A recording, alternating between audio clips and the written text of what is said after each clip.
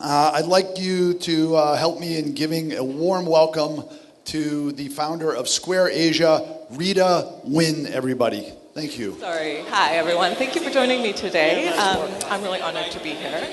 The Tech in Asia crowd actually asked me to come and talk to you a little bit about what we were learning in Myanmar.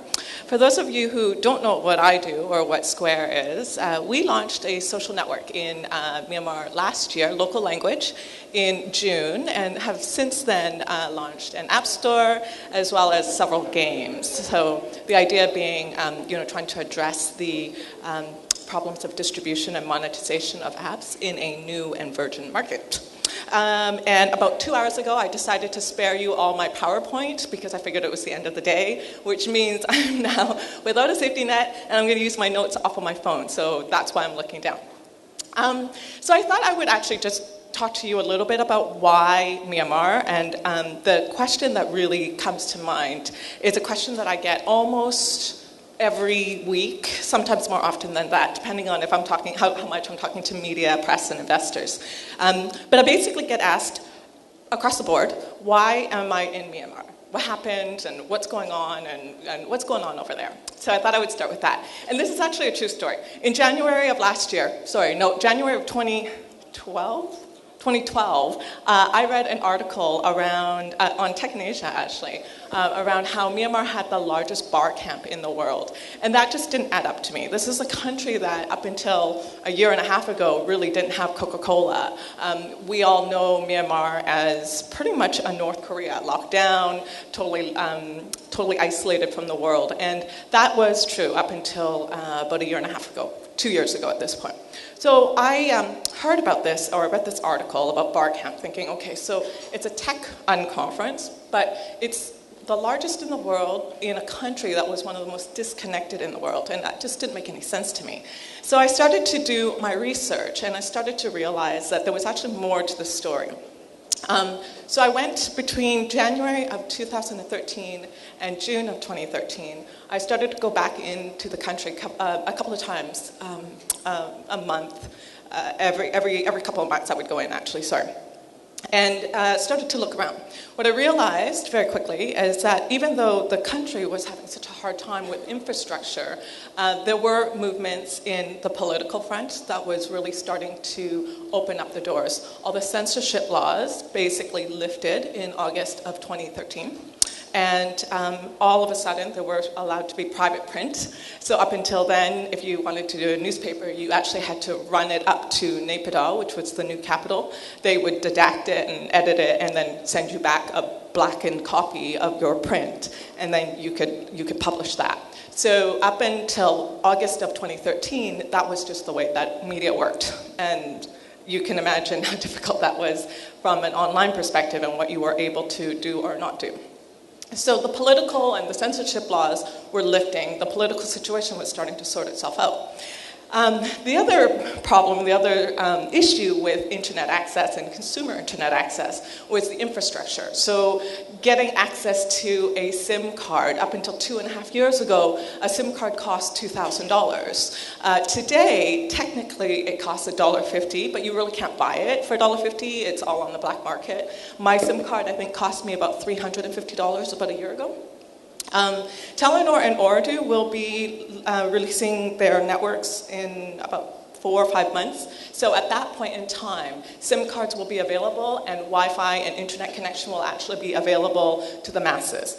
But that doesn't actually mean that just because you give people the ability to get online, that they're actually going to come online and join the global conversation. And that was the problem, or the part of the situation or the equation that I really wanted to touch on, the cultural piece of it. What drives a nation or a whole culture to come online when up until now they really haven't? So that was the problem I wanted to solve for, the issues that I wanted to dig into. What I started to realize, though, is that it was actually not nearly as dark as I thought. So the SIM cards are really expensive, that is true. But what people were doing was they were buying phones. They were buying smartphones and getting to Wi-Fi networks and using things like Viber to call each other. They were using Facebook. It was interchangeable. It still is actually interchangeable with the internet. So you can go into a Myanmar crowd and ask who's on the internet, and you'll get a couple of hands raised. And then you'll ask who's on Facebook, and you'll actually get more hands raised because they actually understand the word Facebook more than they understand the word internet. So the infrastructure things, again, I mean, going back to this infrastructure problem, MPT, which is the only company right now, it's Myanmar Post Telecommunications, they're the only ones that can sell SIM cards today. They do a lottery. In April of 2013, they did their first lottery that actually allowed for people to buy SIM cards for $1.50. They only allowed for 350,000 SIM cards because their network couldn't handle much more than that. And they had over 1 million people standing outside in 40-degree heat for 8 hours to try to get that SIM card. So the pent-up demand is there. There was no question. The way that I explain it to investors and to media and just to interested parties, I suppose, is that I say Myanmar it's like Thanksgiving in the US right now. And actually will make sense in a second. Who knows what Black Friday is? So North Americans will definitely know what Black Friday is. And what that actually is the biggest sale day of the year in the US. And on Thanksgiving Day in the US, you eat your turkey, you have your family, and then you go and you stand outside of a store and you wait until the doors open, and then it's chaos. And so the reason that I'm saying that Myanmar is like Thanksgiving Day right now is that we're at this brink of change. Everyone is standing outside of the store and they're waiting to get in. Those SIM cards are going to cost $1.50, and there's going to be this massive groundswell coming into the store, and they want to be part of this. Those of us who are in the store today are frantically trying to stock shelves and get ready for this, because it's going to be the ride of our lives, at least for the next year or so. So that's why I'm in Myanmar at the end of the day. The real reason I was asked to come here, though, was to talk to you a little bit about the challenges of working there. Look, the internet is terrible. Accessing GitHub doesn't work. It's, our developers are in Vietnam, actually, but we do Skype, and it's painful. But those are the obvious things. What I wanted to talk a little bit about were the less obvious things, the things that we found out if you're launching content for consumers in a market like that, in a market where you don't know the consumers and there's no real history or common behaviors to draw upon, what is going to happen? Well, the first and foremost thing is the youth in Myanmar are like the youth in Asia. There's really not that much difference from the perspective of the types of content that they want. They are much more creative, I think. So if you walk around the streets of Yangon, the kids there, they have tattoos, their hair is cut, it's dyed, it's permed. They're very big on self-expression. There's a big punk scene there, which is actually really quite different from the markets like Vietnam. Like the streets of Vietnam, the young local girls 10 years ago wouldn't look like this. So there was actually a lot more creativity, but they still like their celebrities. They like their selfies. They like writing poetry. They're very, very emo. So, in those regards, they're not very, very different from the youth in Singapore or in Vietnam or in Malaysia. But they do consume content a little bit differently, which is what I found very interesting. We had a flame war on our Facebook page not too long ago, a couple of months ago, and it was really unfortunate, but what we found was that it spread very quickly. Like, word of mouth is very, very quick there because it's such a small world, and there's a very small connected base. So in any case, we got this flame war that happened, which was really unfortunate, and then of course it spread immediately to the other groups and other places on the internet. And I was talking to my community, or I was looking at some of these posts outside of our Facebook wall, and I was noticing that my community managers and some of our friends were all liking these comments that were really quite negative.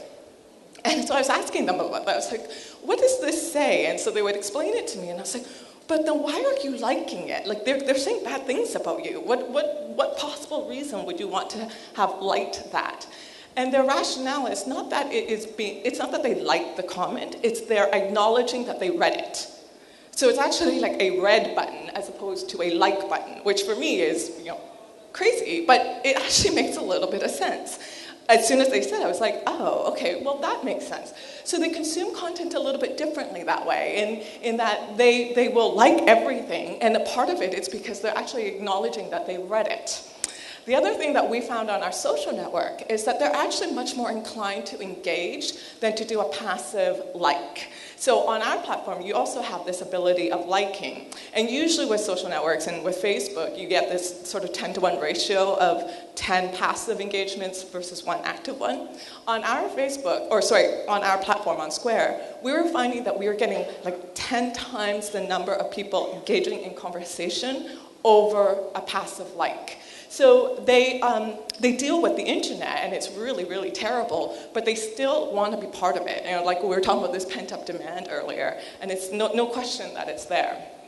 I also went into the market with a couple of assumptions, one being that it was going to be technically very early and there wasn't going to be a lot of tech savviness.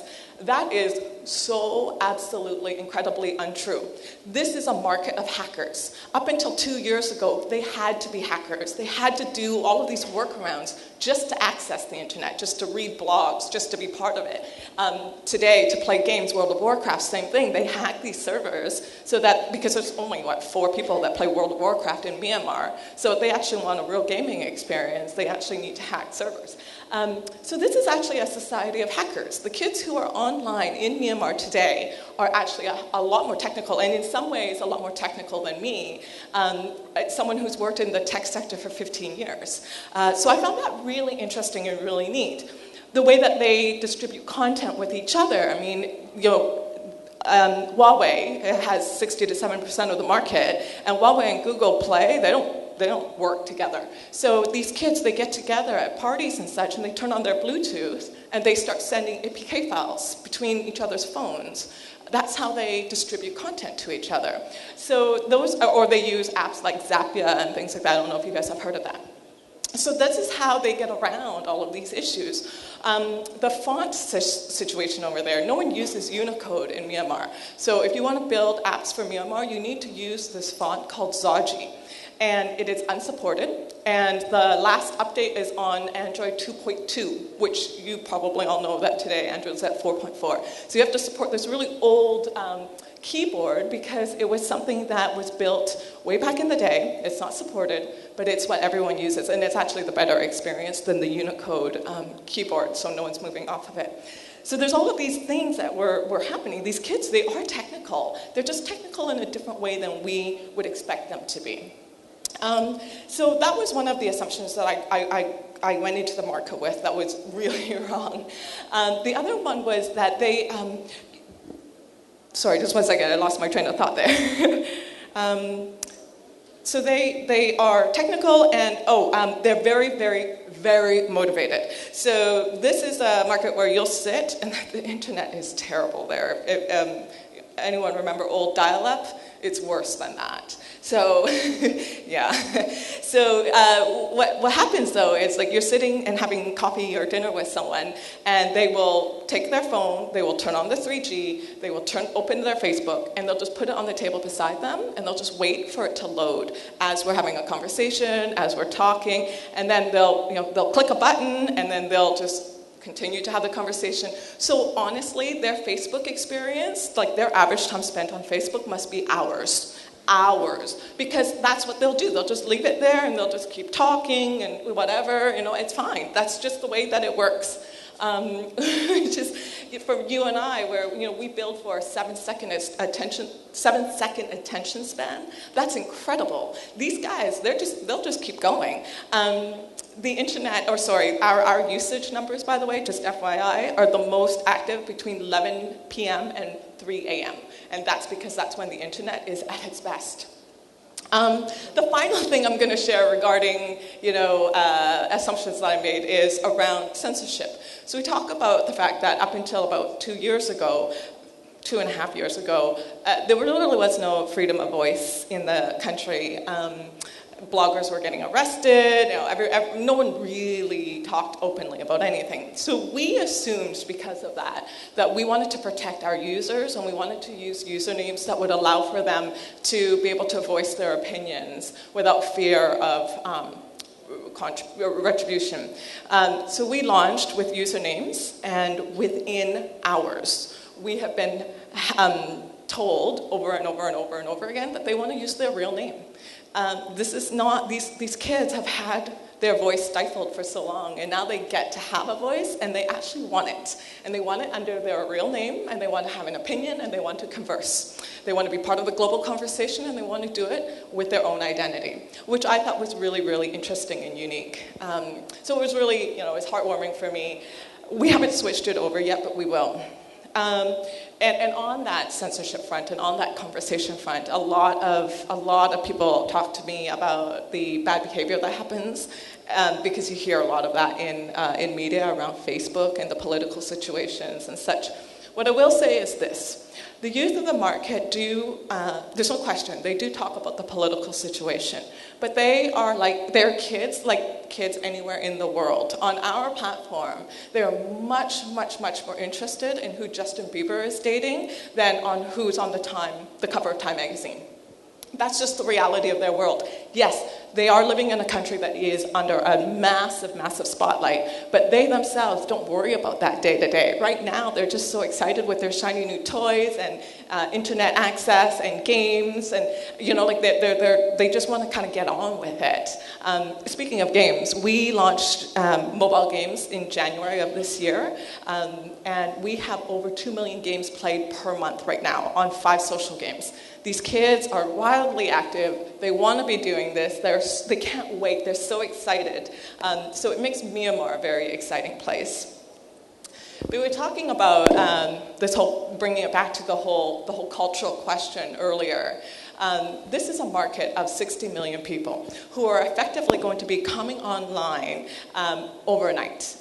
But I made the argument earlier that just because you give people accessible and cell phone and information, and SIM cards that are affordable, doesn't mean they're going to come online. They, we right now, we build for the youth of the market because they're the ones who are connected today. The youth in Myanmar are like the early adapters. So we build games and we build, social apps. But the reality is this market is still largely untapped from a perspective of no one solved the cultural problem yet. When people start to get SIM cards in the villages, the farmers are not going to care that I have a game for them. What they are going to need is apps and content and solutions that are going to get them in and online and joining the global conversation. And that's where it gets really interesting. This is a country of 60 million people, but it borders half of the world's population. Over 40% of the world's population borders this country. It is full of natural resources. It is full of young people. 47% of this country is under the age of 24 years old. Imagine what this is going to look like in 5 years. It is so incredibly cool and exciting. So that's why we are there. We are there because there's enormous opportunity, there's a big problem to solve, and there's an enormous untapped virgin market that we're really excited about. I'm going to leave it at that. Question? Yes? Yeah? Okay, so apparently I have a few question minutes. So any questions? No? Okay, thank you. Thank you for your time.